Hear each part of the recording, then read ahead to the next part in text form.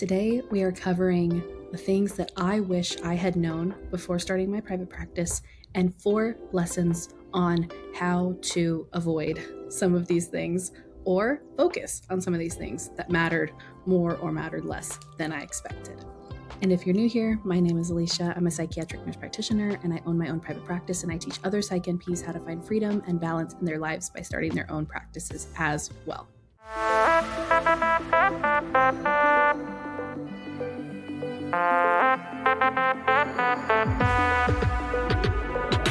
So this is a video that I would have just wanted so bad when I was first starting, because I just really didn't know what to expect. And so these are some of the things I wish I knew back then. So overall, starting a private practice, it comes with a lot of noise, a lot of random advice, people on Facebook groups, people in your life, clinicians, non-clinicians.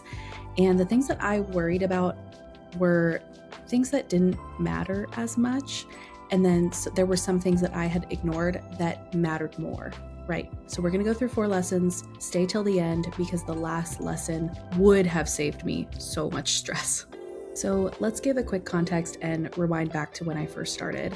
So I felt really overwhelmed. You have to make a lot of decisions when you're first opening, and I was trying to get everything perfect before I opened, and I didn't really know when I was supposed to open or ready to open. So I just kind of went for it and figured it out as I went along. That brings me to lesson 1, perfection delays momentum. And so I find that people are often overthinking things like their practice name, their logo, their design, their website design, their social media presence.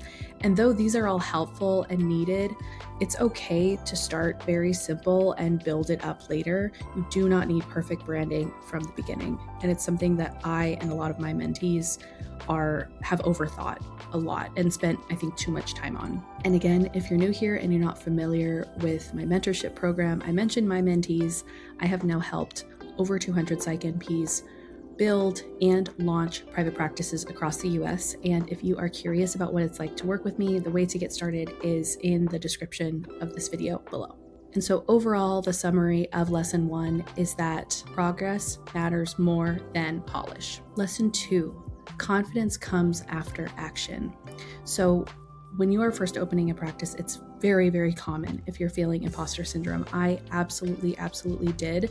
And a lot of people, myself included, were waiting to feel ready to open. And the reality is you don't ever really feel ready. You just have to do it. And honestly, confidence comes over time and comes with building and doing the work and getting more used to working in your own practice. It's kind of like when you start a new job, right? You don't know what to expect. You don't know what patients they'll send you. You don't know where your coworkers are going to be like. It's okay to have some of that unknown in your practice and build that confidence as you start to know exactly what to expect. And so small steps over time build that evidence that you can indeed handle it and do this. Lesson 3, systems reduce stress. So these are some things and some systems that I built up in the beginning that really helped me early on. And when I say beginning, this was very extended. I wish I had known these things earlier because it took me a while to build these systems.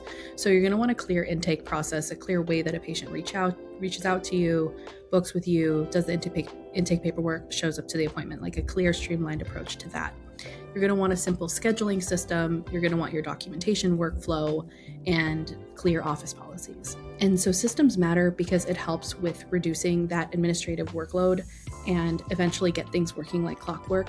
And it just allows more consistency for your patients and a more seamless experience overall. Okay, lesson 4, boundaries protect your longevity. And this is the big one that I wish I knew.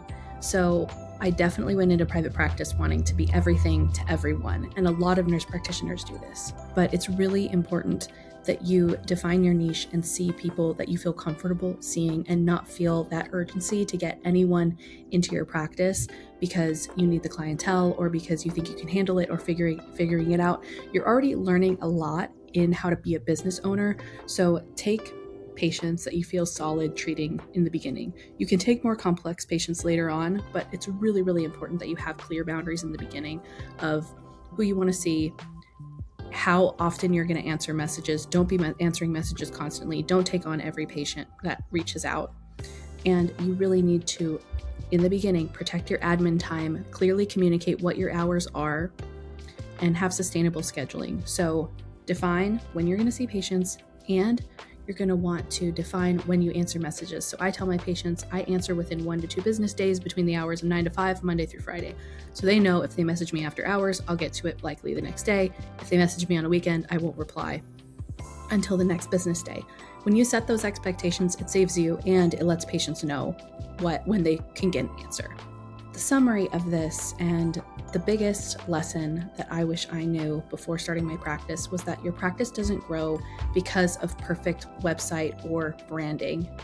And it grows because you are building trust with your patients and seeing patients that you feel comfortable treating and that you know how to treat, right? So do what you're really good at and build trust, right? That's what's going to help your practice grow, and building trust within the community and local referral systems. So focus early on relationships with therapists in the area, local provider networking, referral partnerships, and being known and trusted in your community. That's what you need to focus on more than your website or branding in the beginning, because that's what actually builds a patient pipeline. So if you're in a place right now where you're thinking about starting a practice or you've already opened a practice, I want you to take a moment and reflect on what are you overthinking in your private practice and how can you move the needle forward, make a decision and move forward.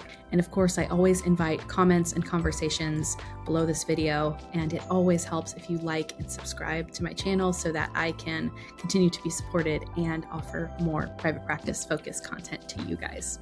All right, thank you again for watching this video, and I'll see you guys in the next one. Bye.